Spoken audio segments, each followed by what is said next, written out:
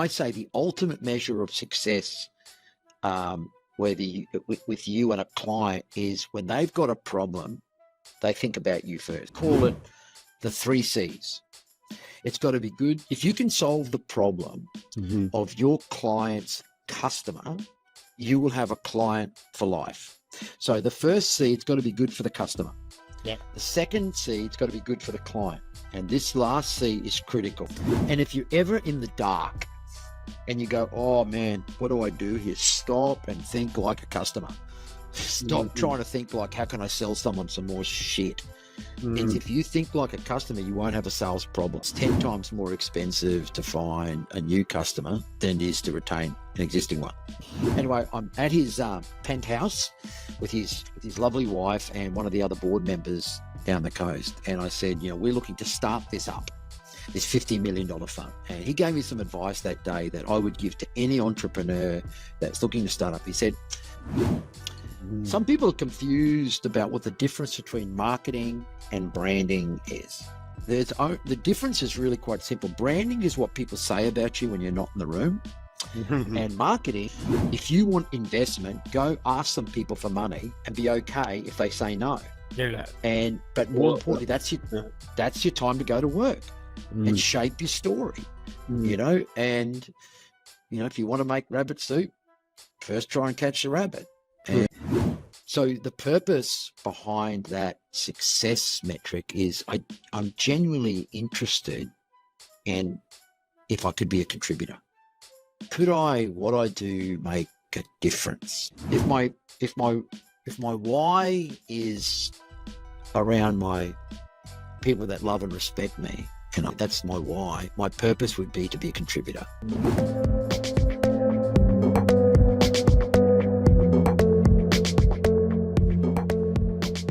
Just before we get started, if you're enjoying the podcast, can you please hit subscribe or follow? This helps me tremendously to grow my channel. Hi Mark, it's a pleasure to have you join us. Looking forward to a fascinating conversation today.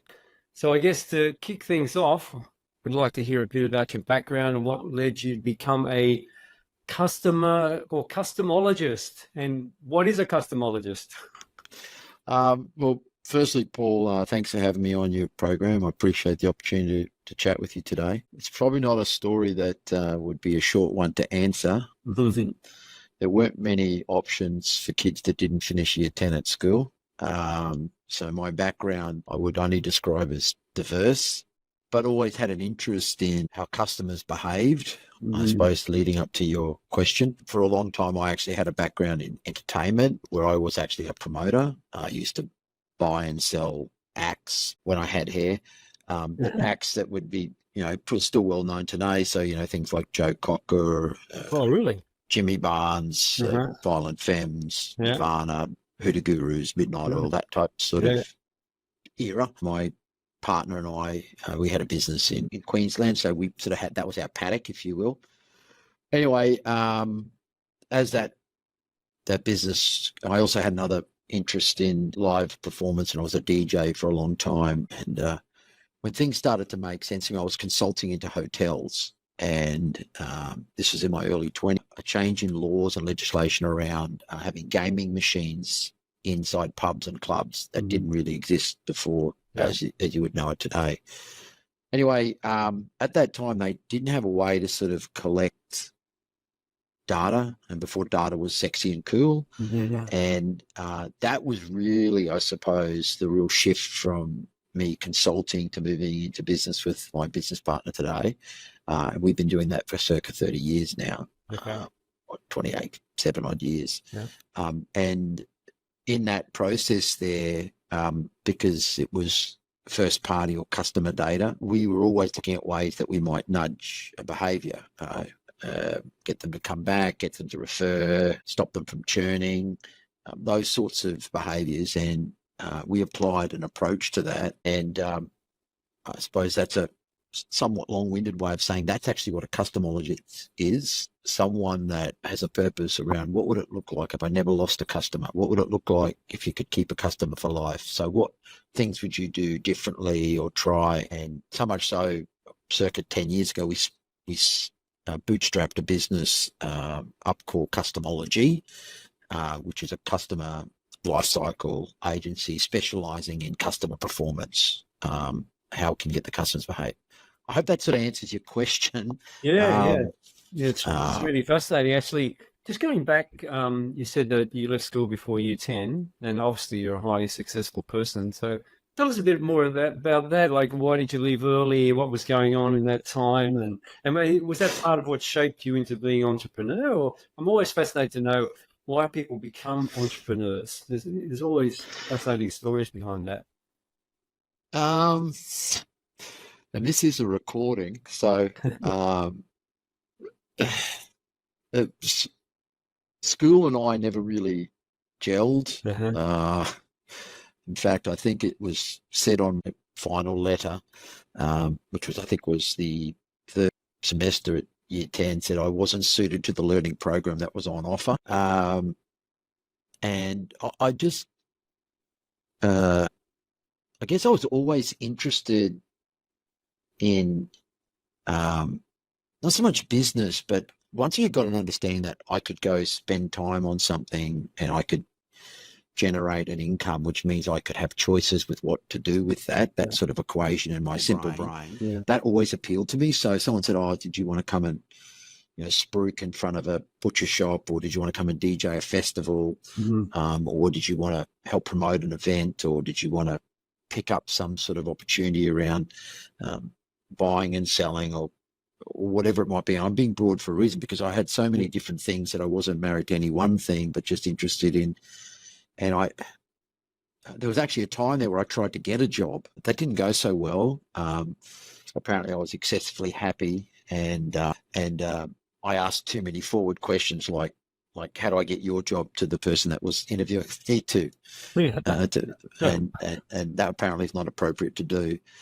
Look, it wasn't intentional. There wasn't like a light bulb that says, oh, you should leave school tomorrow. You could probably argue that I was more asked not to return to school than me leaving school. But I was put in an environment where I always had this belief that there was no real rules. Now, I don't misunderstand. Of course, there are rules, but why not? Why couldn't I go do this, or why couldn't I have an approach at that? And then entrepreneurial mind, curious mind. There's a gentleman I did some work with a few years ago. He's a really clever guy. I don't want to steal what he said, but when we were hiring up people to set up Customology, which is one of the companies in our universe, he said, we're always looking for someone with commercial curiosity. So I would suggest that I've always had a commercial curiosity. And there was a time there where I would probably say that I was more indexed to how much money I could make. And I would suggest in that time, I wasn't commercially successful, even though I was making money. It's actually when the shift happened in my sort of mid-20s where I moved to how could I generate a right outcome for the client/customer. And as a result, I didn't have to worry about the money because it just came. Yeah. And so my real success shift commercially happened when that happened. I was trying to make money and start trying to get a really good outcome. And as a result, I could build capability and services or products around that. And that's what it's all about, isn't it? Like if you go into a startup, for example, or a business, just thinking you just want to make money, it's the wrong reason. But if you have if you want to help the customers, you generally, or you really believe in something, you understand your why, as Simon Sinek says. Then that's you're much more likely to go forward and have less barriers that way. It's there's sustainable. I don't know who said it, but there is no shortage of ideas. In fact, I would even argue we have an oversupply. What we're short on is application. So, I've got a drawer full of ideas, but have done nothing on applying them. And I think what stops people, or certainly comes tough, the reality of taking the idea and having a crack, if you will. It's the idea that, I haven't made enough money, or I need money. In fact, money is the least thing you need. Yeah. You really need to be clear on what the purpose is that you're trying to do. The why is important too, but the purpose is probably more important. And are you really solving a problem? Like, Exactly. are you going to make a difference? Maybe not to the world, but certainly to the audience or the market that you're trying to do that. Yeah. Could be global, could be very local. But everything makes a difference. It doesn't matter really. Yeah. So I think, just reflecting, I don't often talk about those years, and I don't know if I'd change anything either. I mean, I had a crack of a time, and I got to be in places that, well, I did, really interesting places, like some of these big events that I was part of. Yeah. And when you tell people that, they go, "Oh, wow, that's been so amazing." But on reflection, it was actually just it was very mechanical, like, from security to insurance to ticket marketing and then how you would structure the event with production and ins and out flows. It was quite a mechanical. There was an artist at the center of all that, but there's a lot of things to make that work, and that was really what you would do as a promoter. Sure, there would be an after party, and those parties are probably not appropriate for this channel. Some of them were, wow, crazy. I've heard stories of that era as well. I actually worked for some executives of EMI in the late 80s, and then they put a record shop in those days. I was working there, so I heard lots of stories about that type of things. We would call the A&R people, from people like EMI and Mushroom and those brands at the time. They were always very, very interesting people to work with. But anyway, I mean, I think the point was the commercial curiosity has helped govern me, and I say that I'm a student of people, and I'm halfway through my course, and I reckon I'm a C+ student. So I got another 50 odd years, and I reckon I might have worked a few things out. Look, higher education is a really important. I'm talking specifically about uni or extracurricular courses. I think. If I was having, surgery on my brain, I'd probably want to make sure they've done some uni time. But that's for education. Life is for learning. Yeah. And it's probably, I kind of, when I'm working with some of the leaders in my shops, I talk a lot about the only difference between you and me is I've just had more people say no to me. And no, or that book, Obstacle is the Way, or Failure, is such a powerful learning exercise, and it should be something that's embraced.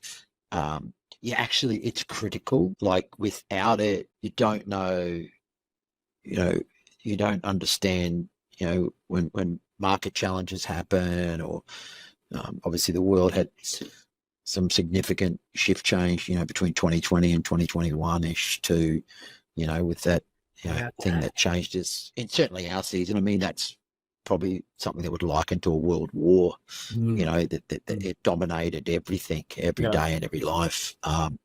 But, there was realities that had to happen, and that people still had to eat, people had to drink, people had to put food on the table, and it's how you navigate those challenges. Yeah, well, that's what this show's all about. Yeah. It's all about so good that you're getting some oxygen to it, because, I mean, I'm not trying in any way to undermine, I guess, a thinking or an approach, but I mean, to be quite candid, I mean, you fake it till you make it a bit. Like, you're really making some of this stuff up as you go along. Yeah. The idea of having a 5-year plan, I mean, I don't put a lot of stock in it, because a lot can happen in 5 minutes. I think it's important to have a plan. Don't misunderstand that, but you need to be ready, and you need to be agile.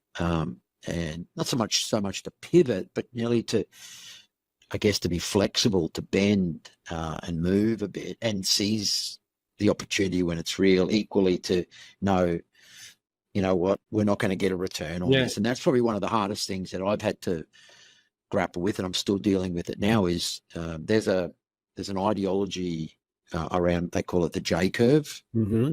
Invest, and then it starts to turn, and then there's a point where you cross this line, and that becomes blue sky. But with setting up a business, or investing in a business, or rationalizing a business, you go invest, invest, invest. Oh, hang on, we're so far committed, we're going to invest, invest, invest. Yes. And, oh, so far committed, we're going to invest, invest, invest. And you end up not having a J curve, you end up having a limp dick, so, and it's sometimes it actually consequence into being an opportunity cost. You don't just have to make it work, it has to work. Right? Because there's other things that can work. Now, I don't have an answer to that of when is the right time or the wrong time, but I think, in the application process, I mean, you should have mile times. The ultimate marker of anybody is the audience, is the customer. I mean, because they're the ones actually funding all this, not business. The customer funds it all. So if you're not meeting your market, and this is certainly something we've been really working on over the last certainly last 2.5 years, after we had a really good look at ourselves when things didn't matter and did matter a lot, is what are they saying yes to? What are they saying no to, and what's hard work? And if it's just hard work, we'll either change it or we throw it out. Do you know what I mean? I'm not saying you shouldn't do hard work, but there comes a time where, we're in the VCR business and we're not in the VCR business anymore, right? I'm not sort of in a hurry to go set up a Blockbuster.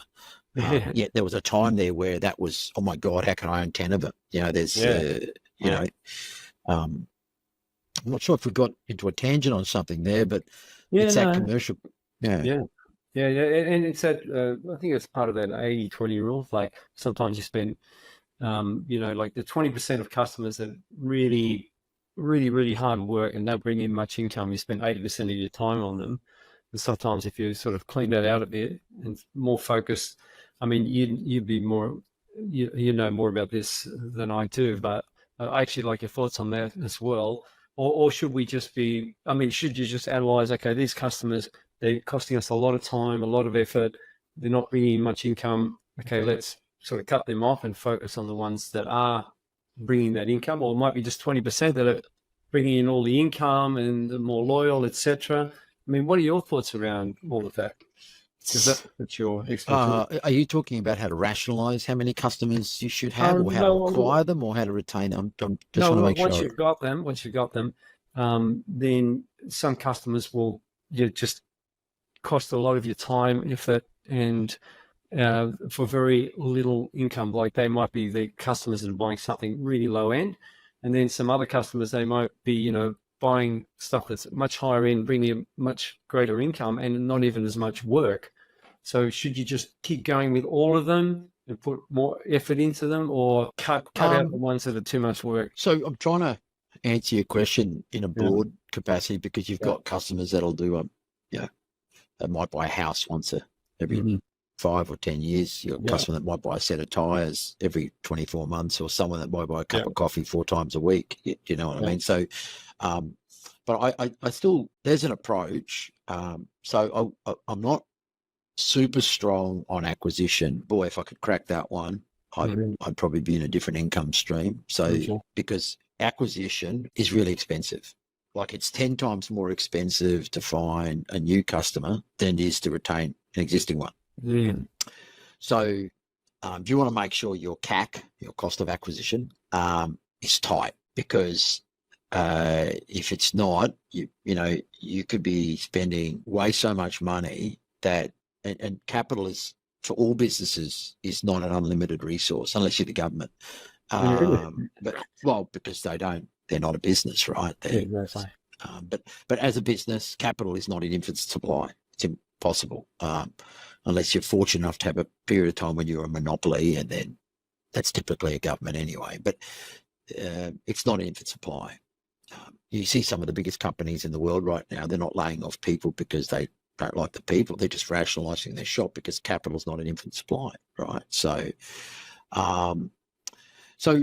so acquiring a customer needs to be considered. So when you sort of say, oh, should you spend more time on this customer and that, the first question I would ask of any business is, tell me what the ideal customer is, because you've got customers that might come in and spend a whole heap of money, and you've bought them, and then they use you like a sniper, a vulture, and they're not the ones you want to replicate, because you have to sort of train them, or they're waiting for the next deal or the next offer, or and sometimes when we're working with brands, they say, oh, these customers only come in when they're on sale. Well, you're emailing them 3 times a week, offering them sales. That's the only communication they see. So why would they only want to buy on sale? You might notice right now, so here we are in the beginning of February 2010. In the last 3 weeks alone, there's been advertising from airlines for deals and offers and incentives to book now in March, do that. That didn't exist for the last 3 years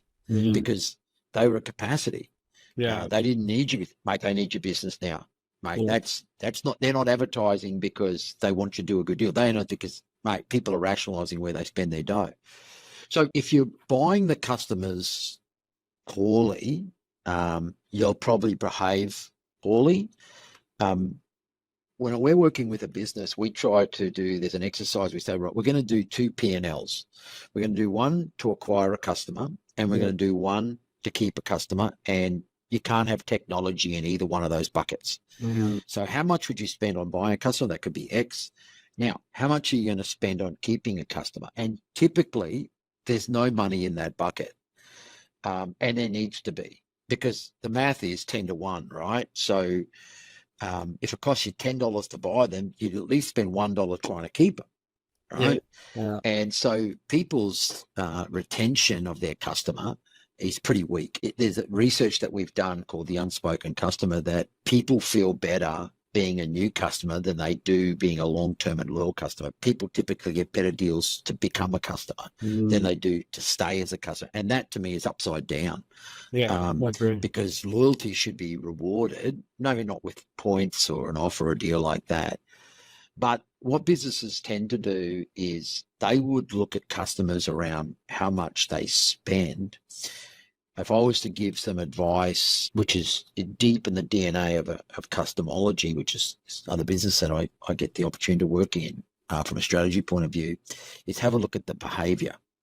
And the behavior that I look more so at is the frequency, not necessarily the spend, is frequency. So if the average customers, for argument's sake, there's a project I'm working on at the moment, the frequency is about 10 visits a year. Now, the executive of that company believes customers come in once a month. Already we're short on that. But at once a month, this particular type of offering, you could come in once a week. So we talk about, well, what behaviors are you rewarding? Are you rewarding every time they come in, or is it every second visit to nudge them to a third? And you only want to reward the right type of behaviors. So if you are rewarding poor behavior from a customer, they will respond to that. Equally, if you're rewarding them for the right type of behavior. So rationalizing your customers, I always look at the behavior, and then I match up against the behavior that I want. And this idea that I just want someone to spend more, well, it's just not enough. What you're looking for is, ideally, the utopia is a consistent, recurring revenue engagement. All businesses have churn. Yep. And so understanding that what is the right amount of churn for your shop. All businesses need to acquire customers, but when you've got them, the operating rhythm and how you manage the right type of behaviors is the centerpiece of whether you're selling a frequency product of every 5 years or a frequency product that sells 4 times a week. So that's my sort of thinking around that. Yeah. So can we dive into that a bit? And sure. Yeah. Is there something in particular that No, as in the things that you were just talking about to retain the customers, like there's, can you sort of give an outline of those and thinking in terms of, the audience, early stage startup founders. So obviously you're in the B2C space. A bit of both. We play in both. Okay. Oh, that's good. That's good. But yeah, we do have a chunk in B2C, but fundamentally they're not that different. Okay, that's interesting. Because they're customers, right? Yeah. People still make decisions. I know the acquisition is very different. Like B2B could be 18 months, like especially if it's a big company or something. It'd be a really long timeline for that. It could be anywhere between 3 to 18 months. But B2C is, still if the same principles apply. Let's say I'm early stage startup founder, and maybe I have a software company that's, I know, in the HR space. And there's a Okay. lot of competitors out there. I'm starting to get some customers, but quite a few of them are just falling off. You know, they So, do 3 months so and it's a really good deal, and then they opt out. okay. So my first thing is that you need a piece of white paper. You don't need a piece of software. Yeah. And what your kind of first thing you should do, and we deal with some pretty big shops, like in the billions category, and probably about, 80 million, 100 million would be at the bottom of the range that we sort of deal with. But fundamentally, it's still the same. So in this white paper, what we do is we do a journey. Okay, so this is how they found us. And this was the day, the big line when they said, yes, we're going to be a customer. So there are 7 we focus on, but, just conscious of time. So obviously, when someone joins, how are they onboarded? What's the welcoming process? Now, sometimes people, they've bought something, X, so let's say your HR story there, they bought your product, and then before they've got the product, the first thing the company does, because they're mad, is they send you a survey. How did we go? Well, no, we haven't got it yet. So I wish I was making it up. I'm laughing because that's happened so many times. Right. So, and who wants to do a survey these days? No. Oh my God. In fact, we did this research, and I'm proud to say that over 90% of people surveyed, which is the largest independent survey conducted around this type of thinking, and we've done it 2 rounds of it, 90% of customers surveyed said they don't want another survey. So I don't know if that's a red flag to anybody. So the first thing we should do is do a survey. I've got a slightly different view on that. Maybe the first thing you should do is say thank you, which, by the way, is still the most successful piece of retention onboarding. And it might sound like it's a simple thing, but it's a genuine, unencumbered thank you. So if you go, thanks very much for my customer, here's a voucher, give it to my friend. And then, so no, just make it about them. So recognition. So the welcome series is really important. So how do you onboard a customer? You've sold them, you bring them on board. So I'd have a look firstly at what it's like to be welcoming. And then what is the next series of check-ins? So products in, have we checked back in? The service is there. How's it working? Has it made a difference? And this is a really important time, and I probably mentioned earlier, where I learned that you've got to be focused on the outcome. So everything looks great in the box. Now you've bought the box. Did it deliver on the outcome you thought before and after? And some people, I don't want to ask that question. So I should do a survey. Well, if it's a small business like a HR business, the best survey you can do is a cup of coffee. Can I sit down with you? I just want to do check-in. Right, we said we were going to do this. We said we were going to deliver this for your business. Oh, well, actually, no, it's been shit because your consultant hasn't returned my call for 3 weeks. So the product's great, but we just communication's bad. So that's an opportunity for you as a young business to tweak that part of your process. Feedback is so critical. I call that a listening tour.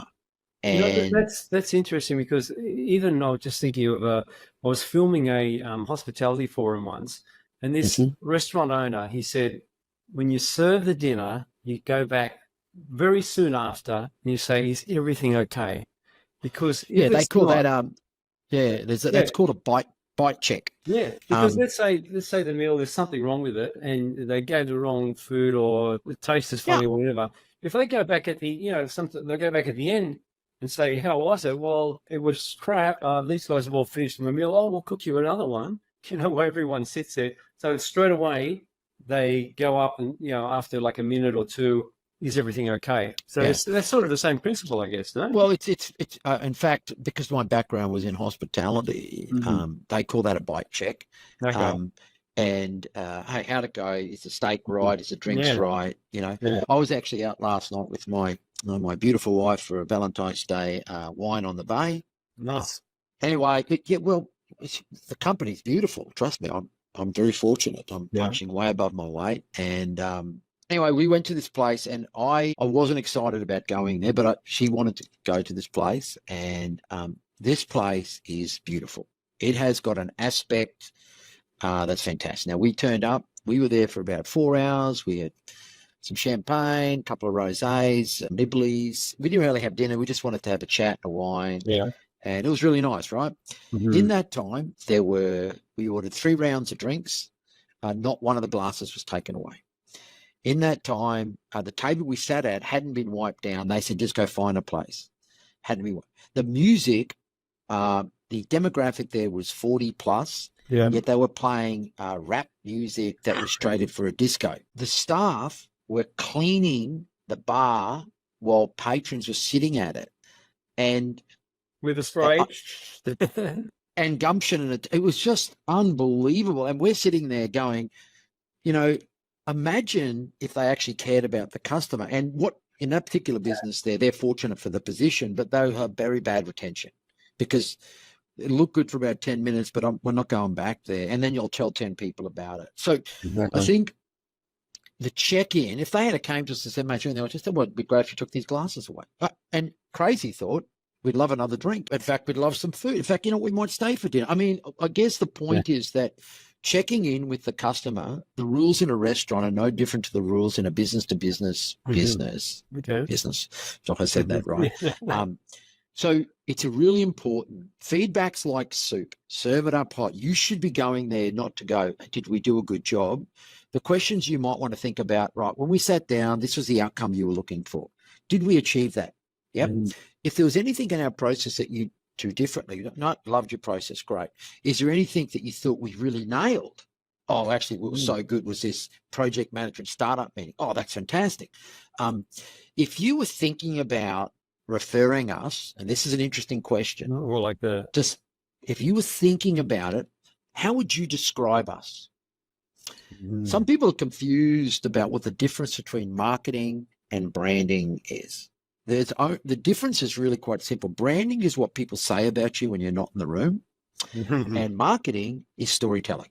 Right. So if you go, oh, what do you think my business is? There's a business I'm involved in at the moment where we're doing a bit of a hold up the mirror and what's going on, and it's overdue. Anyway, we're doing it.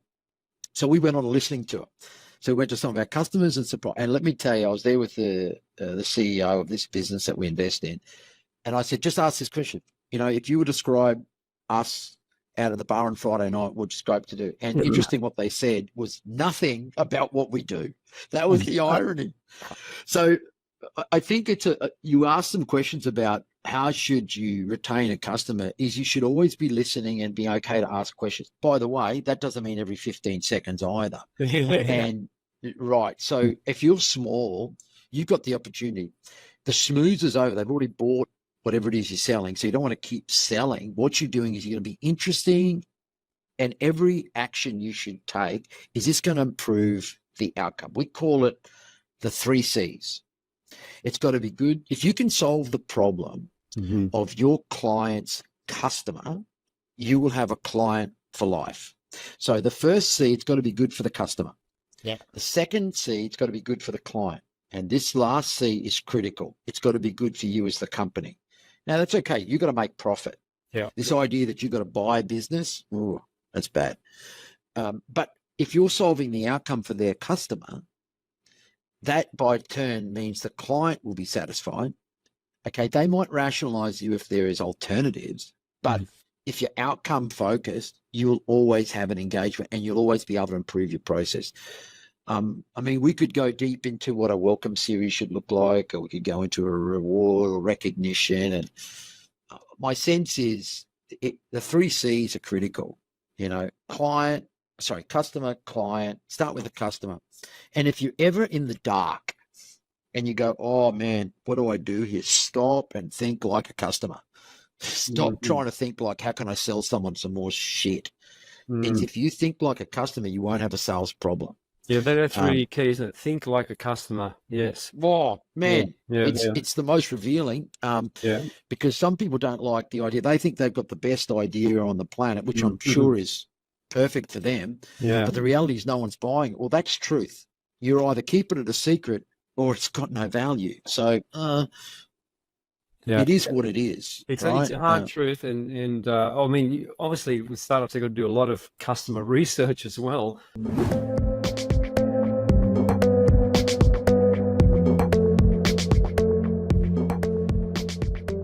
Someone else at VC, I interviewed Nick McNaughton. He talked about this guy that did 400 calls to potential customers, to find out, what's going to work best. And then he had, from those 400 calls, 5 stages of his MVP and what was most important to start off with. And then he also had like 50 customers to start off with as well. Well, interesting. Mhm. You actually also want problems. Now, if you're a business, I'm trying to think about the best relationships I personally have, or even our businesses have got, actually have come from problems. And sometimes the problems we've created. Okay. And I think a client, they've got a problem they need solved, right? They've got something they need. Yeah. And if it doesn't go right, they're going, I don't want this problem. Your opportunity is to either you solve it for them, because that's what they're going to mark you on. Yeah. And they're going to say, oh my God, these people they've justified, they've rationalized, they've done everything. What they haven't done is they've told me how they're going to fix my problem. Yeah. So, but interesting, when we've gone through that process and the coaching that I would give in those scenarios is, okay, first validate that there's a problem and how do I manage BAU? And then we'll do a review on what caused that problem. And they will judge you on how you react to that. That's when the relationship forms, because they see you as someone that's connected to their outcome. They see you as someone that's going to, hey, this person here is a problem solver for me, this business, this product, this whatever, Yeah. And all of a sudden they're going to think about you and I say the ultimate measure of success, with you and a client, is when they've got a problem, they think about you first. They go, oh mate, these guys can solve it. These guys can handle it. Yeah. And that's what branding is, because that's what they're going to say about you when you're not in the room. So how's your brand going to work? It's because how you've handled yourself when times are tough and good, but more so when times are tough. I hope I'm trying to be a bit surf because I don't know your audience well. I guess just thinking on that with the branding, that problem is, like with startups, if they're pretty new, then people don't know about them. Yeah, that's okay. And there might be a lot of, others out there in the space that are really well known, and they might have some thing that's more innovative and, greater than what is out there currently. But the problem is they're just not known at that stage, that early stage. They haven't really and nobody wants to be first, right? Nobody says, oh, well, but there's ways around that. I mean, I do some mentoring at the Brisbane hub, and interesting, when I'm talking to businesses that are trying to either scale or get started, they're really focused in on what they do and how good it is. And my situations, I think that, well, that's not important. I talked about, is that going to make a difference?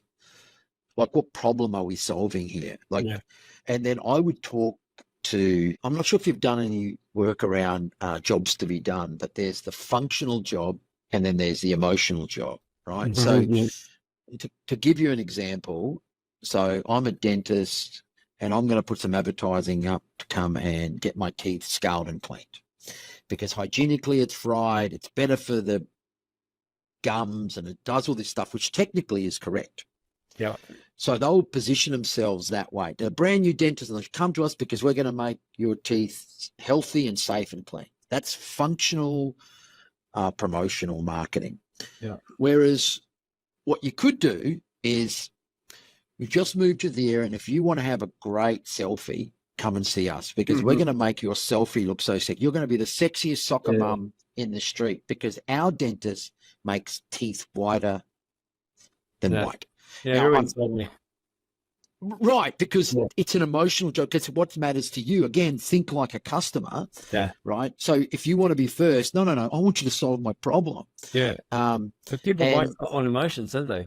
Right. So if you're ever lost, it's so awesome that you've got the greatest drill or brusher thing. That's awesome. It's a whole features and benefits sort of thing, isn't it? Like, don't sell by features. First of all, benefits, or what correct. engages them. And I think what happens and they talk about that in the EMF. Yeah. Sometimes the entrepreneur is actually more or less on the entrepreneur side, but more on the technician side. They want to be an entrepreneur. They love that word. In fact, I've been a bit weird about that word because, and not because it's just, it's something I've never chased. I'm entrepreneurial in my thinking. Well, you were the finalist in the 2018 Entrepreneur of the Year. Oh, yes, I was. Yes, I was. But to sort of, you need to be someone that's, passionate and purposeful about what you do. And in those areas there, you got to be really talking about the difference it's going to make to the business, not the difference it's going to make to you. Don't chase the money, chase the outcome. Oh, yeah. I think that's what's made me align with the customer more always is I'm going, okay, well,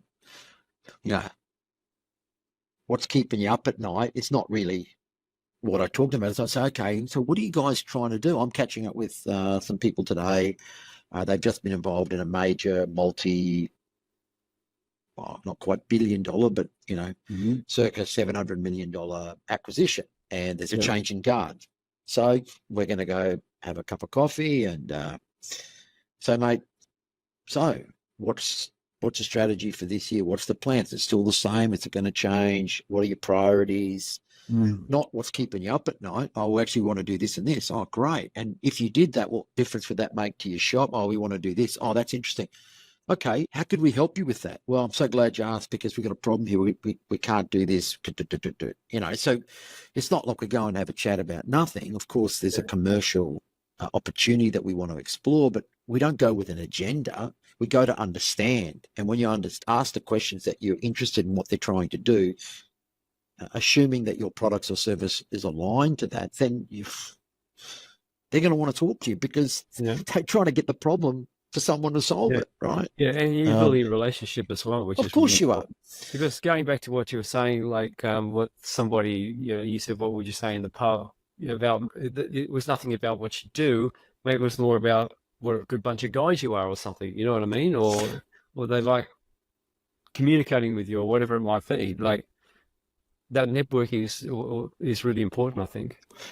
Yeah, and look, it's just being interested, and I take the point that that's what it is. But I think sometimes I'll Google how to network with your clients. Go out and questions are the answers. Be interested in what they're trying to do, and then see if there's a place for you. And by the way, there may not be.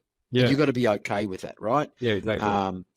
If you're interested in what they're trying to do, then we know for a fact this particular client that I was talking about today, they've got a couple of problems because they don't have resources. Now, I know we can help them with the resource, but I want to understand what those resources, if we could help them do, because how would that help their outcome? Because if I'm aligned to that, I won't be without work. But if I'm not aligned to that, and I just go say, I've got 10 people, how can I help? Yeah. You do know what I mean? I'm not sure if, anyway. Okay.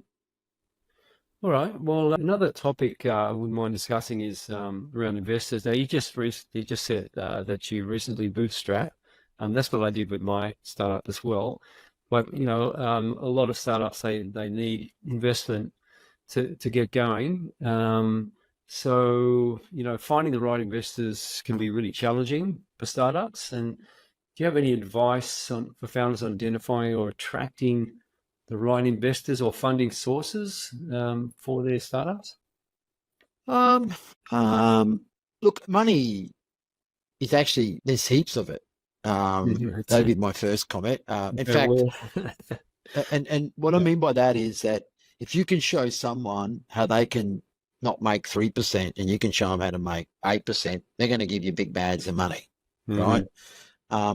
Your idea might not be at that stage, but if, again, it's people will buy into the story, and I would encourage people to make sure that's clear. If we did this, we're not going to make heaps of money, but this here would have an impact on every web browser, or this would have an impact on every mortgage in Australia, or this would have an impact on every real estate transaction, or whatever it might be. Or in your example before, this, there's 20 odd million employees in Australia. If this is taken on board, this would improve the way that you'd manage staff and wages forever. That's how big our market is. And that's what we're going after. That's what we're talking about, but not for the money, because of the problem it solves. So I would speak always to that. And then once you've got that, I would talk about, and this is what our current trajectory is. So sometimes people come in and say, look, I'm working part-time at Woolworths and I just want 300 grand in capital and I'm going to pay myself $170,000 and I'm going to be a CEO. Believe it. It's not quite right. I'm not saying that's for everybody, but get to a situation where you've invested enough to develop your MVP. So this has just gone from idea to application, and the application doesn't necessarily need to be cash solvent, but it needs to prove the case that someone said yes to it, it had a recurring, or it had an opportunity that the transaction was repeatable or the engagement was repeatable, and it wasn't key man reliant. So that's what people will invest in. Then my only coaching to that would be find the right type of money. So I said there's money everywhere.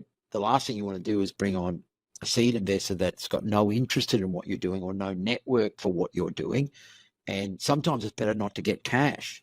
Sometimes it might be better to partner with a supplier or a competitor and give them equity, because you can leverage their network.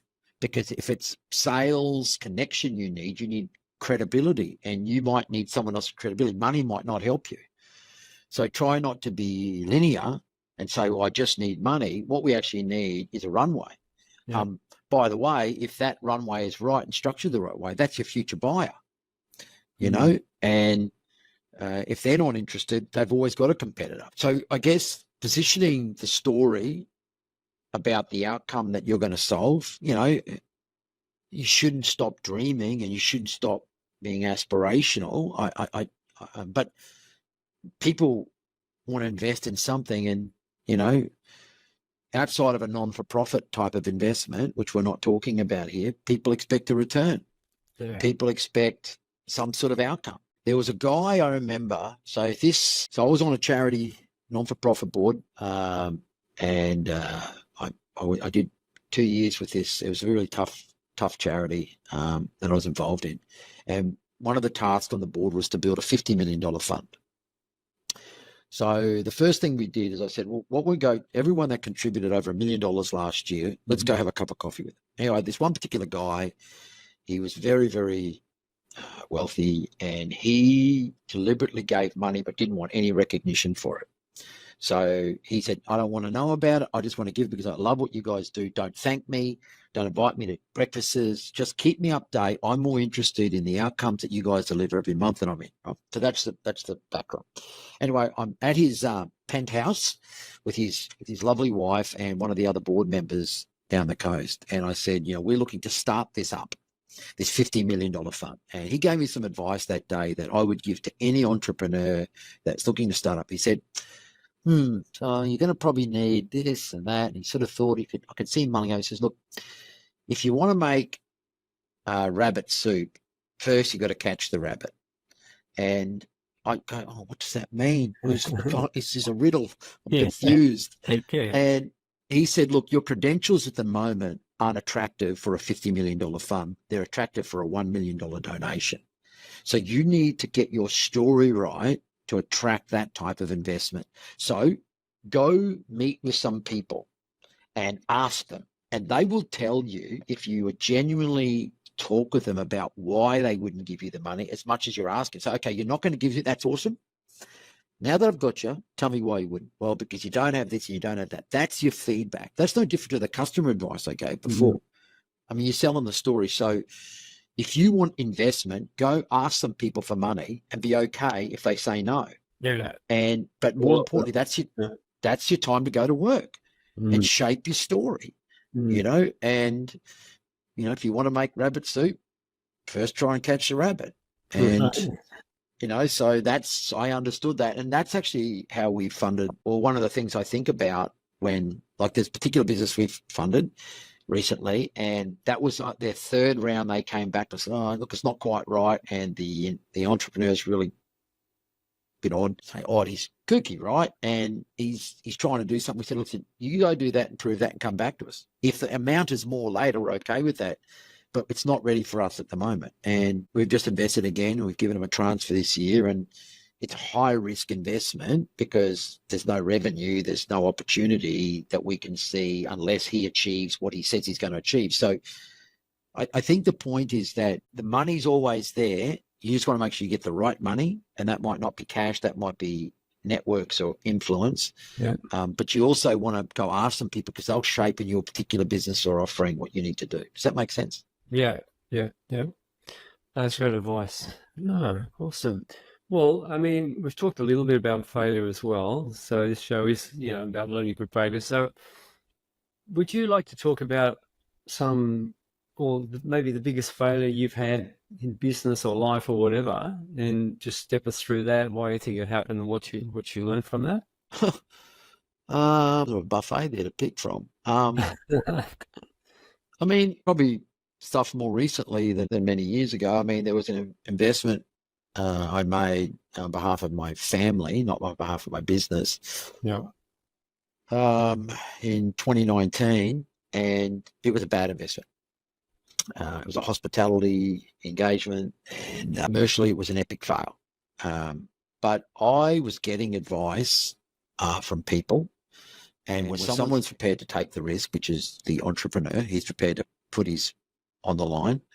I wasn't listening, and my emotions were driving my decision, not my pragmatism. So one of the challenges of being an optimist is you've got to be careful if you're not indexing higher and being realistic. Is it practically possible?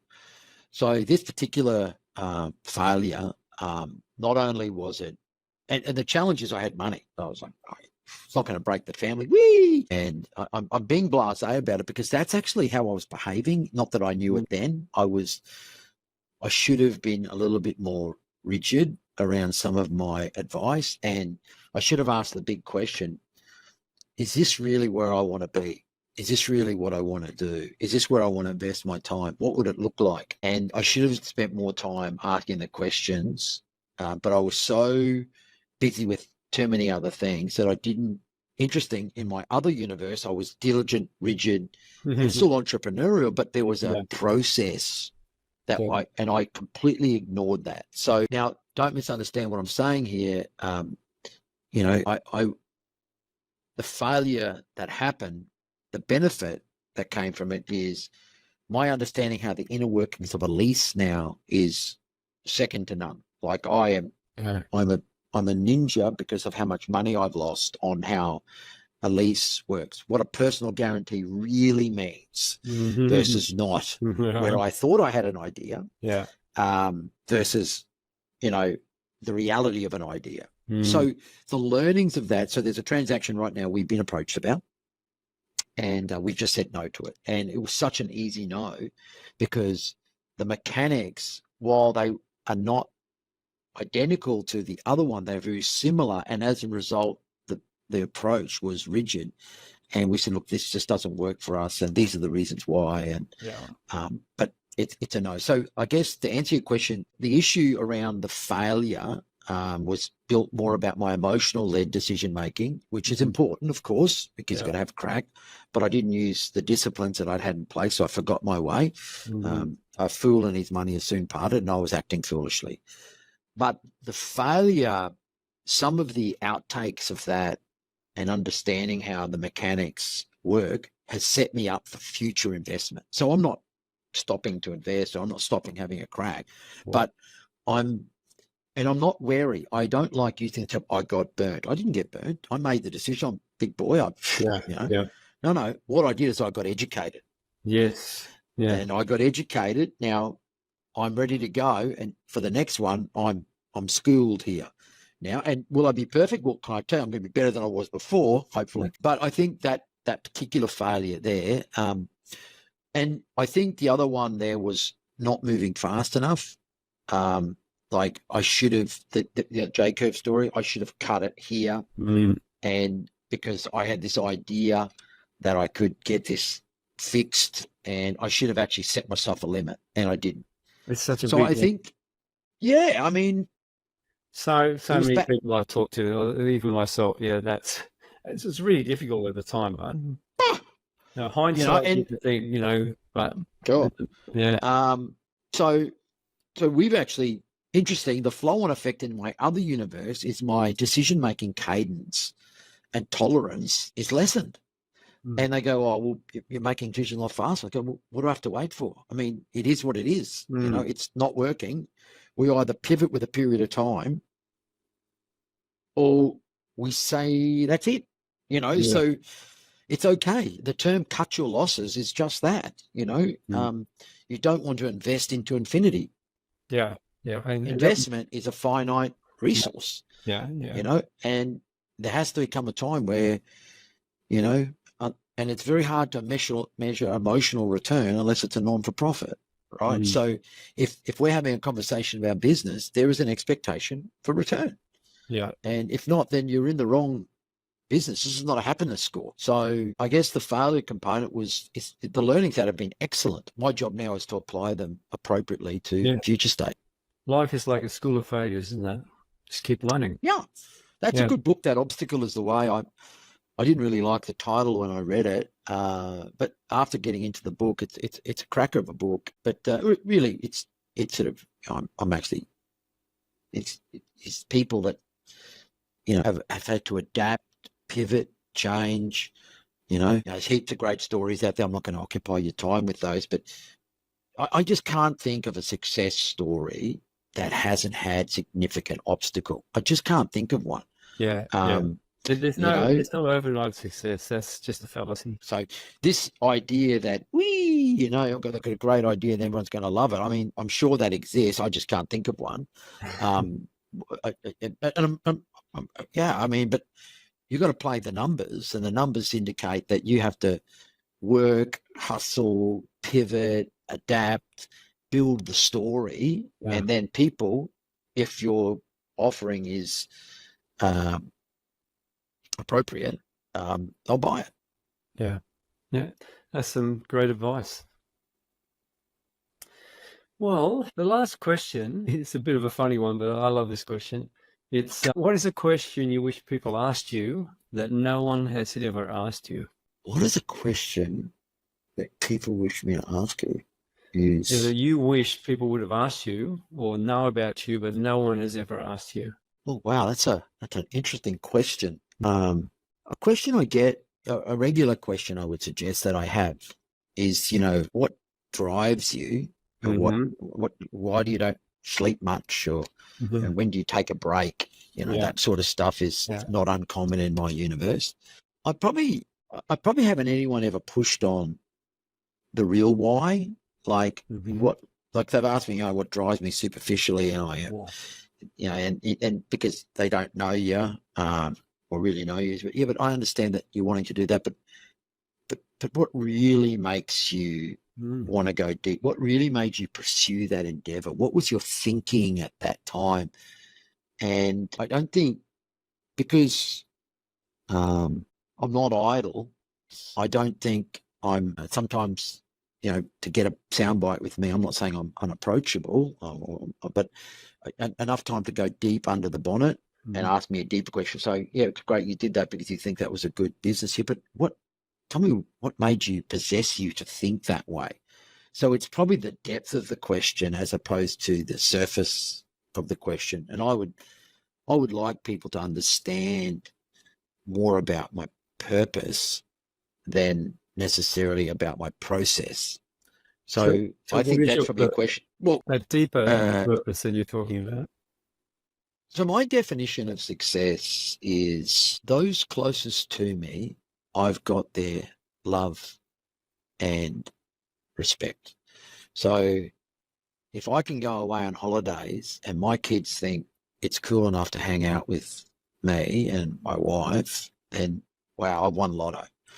If my wife, after 30 years of marriage, thinks it's okay to hang out with me on a Wednesday night, and she said yes, man, I've won lotto. So I don't fly private jet. I don't have 6 boats I fly behind, but I definitely don't like ordering from the right-hand side of a menu. So when I go out to eat or I want to go away and stay, I don't want to be on the right-hand column. I want to be on the left, choosing what I want to eat, not dictated to by price. Because to me, if we've got to live and enjoy, but fancy cars and that other stuff is not a motivator for me. So the purpose behind that success metric is I'm genuinely interested in if I could be a contributor.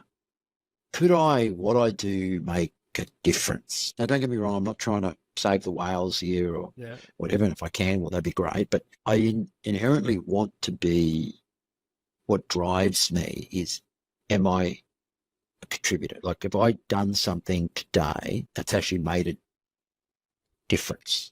Not big, small, large. So I deep down, when I'm thinking about this will make a difference. This is going to be good. Yeah. Now, it doesn't always work that way, but that's the intent, right? Yeah. So if my why is around my people that love and respect me, that's my why. My purpose would be to be a contributor. And probably no one's ever asked that. So thanks for asking it. No, thank you for sharing that. And, there's a lot of research now as well. Like that's one of the most key things in maintaining our mental health as well is contributing to something and having that purpose as well, amongst other things. But that's one of the key things in any workplace, which is great. Yeah, I mean, I don't know what people say about me. There was a time that I used to worry about it. But, it is what it is. What matters to me is the ones that are closest to me. Have I got their love and respect? And sometimes in the world that I live, some of the decisions I make, I can tell you, are not popular. And it's not, I don't take joy in that, but they're just not popular. I'm not going to be getting Christmas cards because of them. But what I can tell you is decisions need to be made.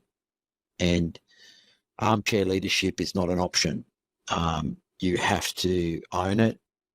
And then my business partner's got this expression where he says procrastination is the enemy. He's not your friend, and hope isn't a strategy, So I think that, I go into these things with the best intentions. And to that would counsel me. I've invested with my partner into an advisory board that are super smart people that say, see what you're doing there. I think, why the hell you spend all your day over there? And I need that. I'm a student. Yeah, we all are. So, well, yeah. So, but I'm sure other people have, they probably got great commercial success and more power to them. But for me, they're the things that matter. So yeah, and there's something I've learned to do in my startup. Sometimes you just got to make those harder decisions a lot quicker. That's something I've learned. I was actually having a chat with a few other founders that I worked with before yesterday on that, saying, because you have team members and you really like them, and also you care about them as well, but the money doesn't add up. You just can't keep them all, and then we just sort of kept them longer and longer. The money's running out, and now it would be different. I would make those decisions, but I guess it's how you do it. If you do it in a nice way, like it has to be done. It's hard. If you do it in the right way, I think that's what's important. Yeah, and look, I'm not sure if there's a textbook for it, but there's people are just so interesting. I mean, just if you get the time to spend time with people that, what drives them, why they do what they do.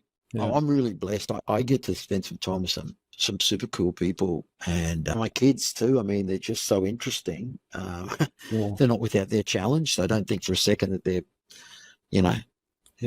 peeing rainbows or anything like that. I mean, my son's, I think, inventing different things in the drawers of his room, and my daughter is testing the fences on a daily basis. But God damn it, I mean, I'm privileged to watch them grow and embrace the world. But it's like the gentleman that introduced me to you. I mean, the work you're doing, I think, is really special because someone's got to ask, right? And I'm thankful for people like you that want to do that. But I would go further, say the gentleman that I get to spend some time with, written who you've had on your program, Yeah.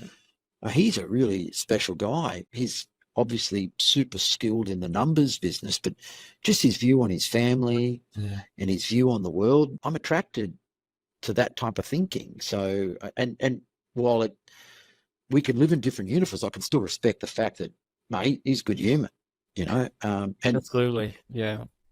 so, I really enjoyed that interview, and yes, yeah, got a lot to offer. A lot. oh, And I fantastic. guess, Mark, today I've hung out with a really cool person as well, so I really appreciate that. Good on you, mate.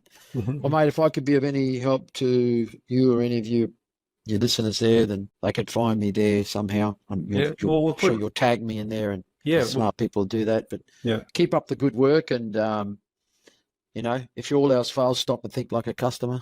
I think that yeah, would be a really great takeaway. advice. And we'll leave the links to your website and your information as well in the show notes. Yeah, I mean, GJO Group is really where I see it. Customology is just a brand I spend time in because I really am interested in the customer psychology piece there. I love that, and that's a cool business, especially the difference that they make in relation to how people look and view and nudge their customers. It's a cool space. But GJO Group is where myself and my best friend and business partner, Anthony Grant, we run that show. So. Okay, awesome. We'll leave all the information in the notes. And thank you so much for joining us today, and really enjoyed the conversation with you. All right, Paul. Take care. Have a good day. Yeah, thank you.